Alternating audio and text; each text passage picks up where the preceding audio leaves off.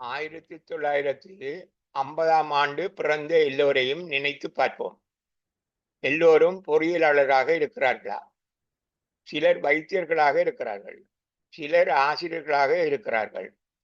சிலர் எழுதுவினைஞர்களாகவும் இருக்கிறார்கள். இன்னும் சிலர் பார்மசிஸ்டாக இருக்கிறார்கள். சிலர் கூலி வேலை செய்கிறவர்களாக இருக்கிறார்கள். மற்றவர்களும் வெவ்வேறு பணிகளை செய்கிறார்கள். அவர்களுடைய கல்வி தராதரங்களும் வேறுபடுகின்றன. இதற்கான காரணம் அவர்களுடைய விதியும் அவர்கள் பெற்ற கல்வியும் ஆகும். விதி என்பது முற்பிறப்பின் செய்வினை பயனாகும். ஆயுள் மட்டுமே மாறாத விதி, மற்றெல்லாம் மாற்றக்கூடியனவாகும். பிறந்த குழந்தை முற்பிறப்பில் பெற்ற அறிவை மட்டுமே தன்னுடன் கொண்டு வர முடியும். மீதி அறிவை இப்பிறப்பில் சேர்த்து கொள்ள முடியும். பிறந்த எல்லா குழந்தைகளுக்கும் மனம் என்னும் உதவியாளர் கடவுளால் கொடுக்கப்பட்டிருக்கும். தளம்பக்கூடிய மனம் கல்வி அறிவினாலும் நல்ல அறிவினாலும் சிந்தனை ஆற்றலை பெற்று பக்குவமடையக்கூடியது. மனிதரின் தராதர வேறுபாட்டுக்கும் உத்தியோக வேறுபாடுகளுக்கும் காரணம் மனமே ஆகும். பக்குவமடைந்த அமைதியான மனம் சாதனை படைக்க முடியும். மனிதன் சாதனை படைக்க மனம் பக்குவமடைய வேண்டும். மனம் உறுதியடைய வேண்டும். உறுதியில்லாத மனம் சந்தேகம் மலிந்தது. நிகழ்காலம் பொன்னானது என்பதை உணர்வதில்லை. கடந்த காலம் பற்றி நினைத்து எதிர்காலம் தொடர்பாக பயங்கொண்டதாக இருக்கும். இதனால் நிகழ்காலத்தில் உடலையும் மனதையும் வருத்தத்துக்கு உள்ளாக்கி கொண்டிருக்கும். நிகழ்காலம் மதிப்பு மிக்கது. இதுவே எதிர்காலத்தை நிச்சயிப்பது.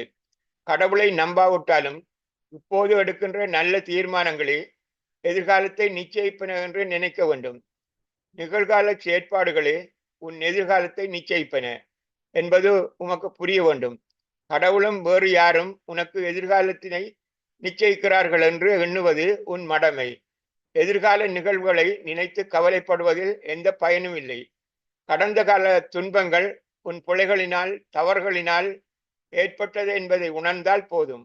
முன் விட்டது போன்ற தவறுகள் இப்போது நிகழ்காலத்தில் இடம்பெறாது பார்த்து கொண்டால் அது போதும். நிகழ்காலமே பெறுமதியானது. அது போனால் மீண்டும் வராது. நிகழ்காலத்தை சரியாக பயன்படுத்தாவிட்டால் எதிர்காலம் வருத்தத்துக்குரியதாக மாறிவிடும். நிகழ்காலத்தை பற்றி சிந்திக்காதவர்களும் இருக்கிறார்கள்.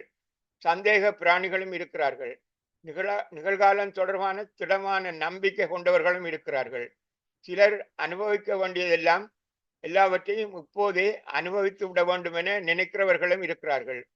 இவர்களுக்கும் எதிர்காலம் பற்றிய நம்பிக்கை இல்லை. அவர்கள் எதிர்காலத்தில் அடையும் துன்பத்தை ஒப்பிடும் போது எதிர்கால இன்பம் பன்மடங்கு அதிகமானது என்பதை காலங்கடந்தே உணர்வார்கள். மன அமைதியை இழந்து துன்பத்தை அனுபவிக்கும் போதுதான் நிகழ்காலத்தில் அனுபவிக்க வேண்டியதை உச்சத்தை அனுபவிக்க தீர்மானித்ததன் விளைவை உணர்ந்து வருந்துகிறார்கள். பெரும்பாலான முதியவர்கள் தங்களின் இளமைக்கால செயற்பாடுகளை நினைத்து வருந்துகிறார்கள். அவர்கள் இளைஞர்களுக்கு புத்தி சொல்ல முயற்சிக்கிறார்கள். அவர்களுடைய புத்தியை யாரும் கேட்பதற்கு ஆயத்தமாக இல்லை. ஒரு தொழில் அதிபரின் இளமைக்கால அனுபவத்தை யாரும் கேட்பார்கள். ஒரு ஞானியின் அனுபவத்தை எவரும் கேட்பார்கள். ஒரு அறிவாளியின் அனுபவத்தை யாரும் கேட்பார்கள். ஒரு பிச்சைக்காரனின் அனுபவத்தை யார்தான் கேட்பார்கள். புத்தி சொல்லவும் ஒரு தகமை வேண்டும். ஆனால் புத்தியை ஏற்க தகமை தேவையில்லை. நம்பிக்கை போதும். சிந்திக்கும் ஆற்றலே நம்பிக்கையை உண்டாக்கும். சிந்திக்கும் ஆற்றலின் நம்பிக்கையை குழப்பும். நம்பிக்கை இருக்க வேண்டிய இடம் மனம். மனம் ஒரு குரங்கு போன்றது. எந்த பக்கமும் தாவக்கூடியது. அறிவு மட்டும் திரட்டப்பட்டு சிந்திக்கும் ஆற்றல் வந்தால் மட்டும் நம்பிக்கை ஏற்பட்டு விடாது. நிகழ்காலம் பெறுமதியானது. அதனை 3 முறைகளில் பயன்படுத்தலாம். ஒன்று, தனியே நிகழ்கால இன்பத்துக்காக பயன்படுத்துவது. இரண்டாவது, நிகழ்கால இன்பத்துடன் எதிர்காலத்துக்காகவும் பயன்படுத்துவது. மூன்றாவது, தனியே எதிர்காலத்துக்கு மட்டும் பயன்படுத்துவது. இல்லறம் பேணுகிறவர்கள் 2வது வர்க்கத்தினர்கள். துறவிகள் முனிவர்கள் 3வது வர்க்கத்தினர்கள். மனிதர்கள் இல்லற வாழ்வு செழிப்பாக இருக்க வேண்டுமானால் நிகழ்காலம் பற்றிய நல்லெண்ணம் இருக்க வேண்டும். அதுவே திடமான நம்பிக்கை. நல்லெண்ணம் என்பது புதிதான பொருள் இல்லை. செய்ததற்கு ஏற்ற பலனே கிடைக்கும். மாமரத்தை நாட்டினால் மாம்பழம்தான் பறிக்கலாம். இப்பொழுது திரும்பி ஒருபோதும் வராத நிகழ்காலத்தை எதிர்காலத்துக்காக பயன்படுத்தினால் எதிர்காலத்தில் நன்மை அடையலாம். இப்பொழுது சேமித்தால் மட்டுமே எதிர்காலத்திலும் பணப்பிரச்சனை இல்லாமல் வாழலாம் என்பதை நம்ப முடியாதா? கண்ணால் பார்க்க முடியாமல் இருக்கும் கடவுளைத்தான் உன்னால் நம்ப முடியாமல் இருக்கிறது என்றாலும் பரவாயில்லை. இப்போது உழைக்க முடிந்தபோது ஊதாரித்தனமாக இருந்துவிட்டு முதுமையில் எவராவது உதவுவார்கள் என்று எண்ணுகிறாயா? நிகழ்காலம்தான் நம்பிக்கையானது. எதிர்காலத்தில் நீ என்ன ஆவாய் என்று தெரியுமா? நாளை இருப்பாய் என்பதில் உனக்கு நம்பிக்கை இருக்கிறதா? நிகழ்காலம்தான் கடவுள். நிகழ்காலத்தில் நம்பிக்கை கொள்ளு. நிகழ்காலம்தான் கடவுள். நிகழ்காலத்தில் நம்பிக்கை கொள்ளு. கடவுளில் நம்பிக்கை கொள்ளு. நிகழ்காலத்தில் நீ விதைத்ததை எதிர்காலத்தில் கட்டாயமாக அறுவடை செய்வாய் என்பதில் நம்பிக்கை கொள்ளு. இன்று நல்லதை நினைத்தால் நாளை நல்லதை அனுபவிப்பாய் என்று இல்லை. நெல்லை விதைத்தால் 3 மாதத்தில் அறுவடை செய்யலாம். மரத்தை நட்டால் பலனை பெற சில வருடங்கள் ஆகலாம். ஆகையால் அவசரப்படாதே. இப்பொழுதே நம்பிக்கையுடன் பயன்படுத்தினால் உரிய தேவையான நேரத்தில் பலன் கிடைக்கும் என்பதை மட்டும் நம்ப வேண்டும். கண்களுக்கு தெரியாத கடவுளையே நம்ப நீ கற்றுக்கொண்டாயானால் நிகழ்காலத்தை நம்புவது சிரமமான ஒன்றல்ல. அவசரப்படுகிறவன் நம்பிக்கை இழக்கிறான். பொறுமையானவன் நம்பிக்கை அடைகிறான். அவசரப்பட்டவன் விரைவாக துன்பத்தை அடைகிறான். பொறுமையானவன் அவசரமாக நன்மை அடைகிறான். அவசரப்படுகிறவன் தன்னை இழக்கிறான். பொறுமையானவன் தன்னை உணர்கிறான். ஒருவன் விரும்பத்தகாத வார்த்தையை சொல்லிவிட்டான். கோபம் வந்தது. அவசரக்காரன் கிடந்த பொருளை தூக்கி அடித்து விட்டான். 2 பேருக்கும் இனி துன்பமும் பிரச்சனையும் தான். இன்னொருவன் அதனை கேட்டான். அவன் உடனே அடிக்கவில்லை. ஒரு சிறிது நேரம் பொறுமைதான். அதற்கிடையில் அவனுக்கு அடித்தால் என்ன நடக்கும் என்பதை உணர்ந்து பேசாமல் விலகி சென்று விட்டான். ஒருவனின் மனம் அவசரப்படுகிறது. மற்றவனின் மனம் முடிவெடுக்க சிறிது தாமதிக்கின்றது. திடீரென எடுக்கின்ற முடிவு எப்போதும் சரியானதாக இருக்கும் என கூற முடியாது. இவ்வாறு சிந்தித்து செயலாற்றும் மனநிலையை பயிற்றுவித்தால் பயிற்சியினால் உருவாக்கி கொள்ள முடியும். அவ்வாறு அவசரப்படாது அமைதியாக செயல்படுகிறவரை அமைதியான மனிதன், நல்ல மனுஷர் என்றெல்லாம் குறிப்பிடுவார்கள். அமைதியானவர் முதலாவது தடவையிலேயே வென்று விடுவார். அவசரப்படுகிறவர் புலைவிட்டு புலையான முடிவெடுத்து தோல்வியடைந்து துன்பத்தை எதிர்கொண்டு அந்த அனுபவங்கள் இவர்களுக்கு பாடம் கற்றுக் கொடுத்தால் சில எத்தனங்களுக்கு பின் அல்லது பல எத்தனங்களுக்கு பின் வெற்றி அடையலாம், அல்லது ஒருபோதும் வெற்றி அடையாமலே போய்விடலாம். அவசரப்படும் போது சிந்திக்க இடம் கிடைப்பதில்லை. சரியான நேரம், சரியான வாய்ப்பு, சரியான சந்தர்ப்பம், போக வேண்டிய சரியான திசை என்பன பற்றி தீர்மானிக்க முடிவதில்லை. இதனால் அவசர முடிவு பிழையானதாக அமைந்து விடுகிறது. இதற்காகத்தான் மனதை அலைய விடாமல் கட்டுப்படுத்த ஞானிகள் மருந்து கண்டுபிடித்திருக்கிறார்கள். அதுதான் தியான பயிற்சி. தியான பயிற்சி மூலமாக பச்சை களி போன்ற மனத்தை கடவுளாகவும் மாற்றலாம், அரக்கனாகவும் மாற்றலாம். நல்லெண்ணம், அன்பு, காருண்யம், இரக்கம், பாசம் என்பவற்றை அடிப்படையாக கொண்டது நல்லெண்ணம். எப்போதும் உன் மூச்சு காற்றுடன் உள்ளே செல்லுமானால், நல்லெண்ணம் உன் மூச்சு காற்றுடன் உள்ளே செல்லுமானால் அது மனதை நல்ல திசைக்கு மாற்றிவிடும். நல்ல தீர்மானம் எடுக்க பழகிவிடும். நல்ல சிந்தனைக்கு பழக்கப்பட்டுவிடும். பழக்கம் நீடிக்கும் போது அது மூச்செடுப்பது விடுவது போன்று தானாக நடைபெறும் செயலாக மாறிவிடும். அப்போது கோபம் வரும்போது எடுக்கப்படும் முடிவு சிந்தித்து எடுக்கும் முடிவாக இருப்பதுடன் நல்ல முடிவாகவும் இருக்கும். தியான பயிற்சி எதிலும் சிந்தனைக்கு பின் நல்ல முடிவெடுத்தலுக்கான பயிற்சியாகும்.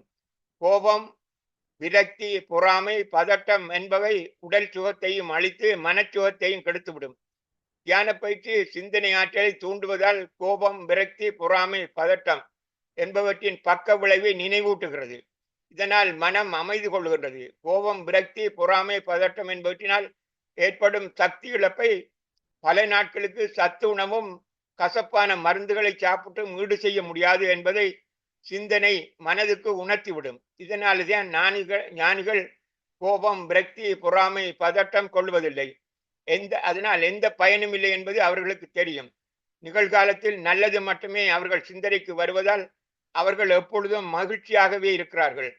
எதிர்காலத்தை நிகழ்காலத்தில் செய்கின்ற நல்ல செயல்களிடமே ஒப்படைத்து விடுகிறார்கள்.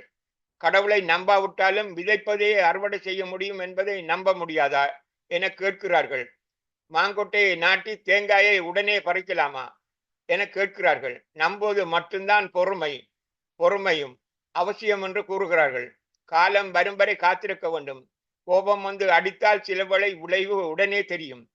ஆனால் தருமம் செய்தால் அது உடனே விளைச்சலை தராது. ஆனால் அது சரியான நேரத்தில் உனக்கு தேவையான போது நல்ல விளைச்சலை தரும் என்று சொன்னால் நம்புவீரா? அதனை கண்ணுக்கு தெரியாத கடவுளை நம்புகின்ற என்னை போன்றவர்கள் தான் நம்புவார்கள் என நீர் சொன்னாலும் சொல்லுவாய் என்று முத்தியா முனிவர் என்னிடம் சொன்னார். கோபத்தில், பேராசையில் பொறுக்க முடியாமையால் பயத்தில் பிழையான தீர்மானங்களை எடுத்து விடுகிறோம். பின்னர் வருந்துவதில் பயனில்லை. மனப்பக்குவமின்மையே எல்லாவற்றுக்கும் காரணமாகும். யானையை கட்டுப்படுத்த அங்குசத்துடன் ஒருவனும், குதிரையை கட்டுப்படுத்த கடிவாளத்தை பிடித்த மாதிரி ஒருவனும் இருப்பது போல எந்த நேரமும் மனதுக்கு நல்லதை உணர்த்த ஒரு அங்குசம் அல்லது கடிவாளம் வேண்டும். தியான பயிற்சி மூலமாக உள்ளடுக்கும் மூச்சுக்காற்று மனிதன் உயிர் விரியும் வரை தவறாமல் அந்த வேலையை செய்து கொண்டே இருக்கும். கார் ஓட்ட பழகிறவனுக்கு ஆரம்பத்தில் வாகனத்தையும் காப்பாற்றி தன்னையும் காப்பாற்றுவது மிகச் சிரமமான காரியமாகத்தான் இருக்கும். ஆனால் காலம் போக போக எதிர்பாராமல் ஒரு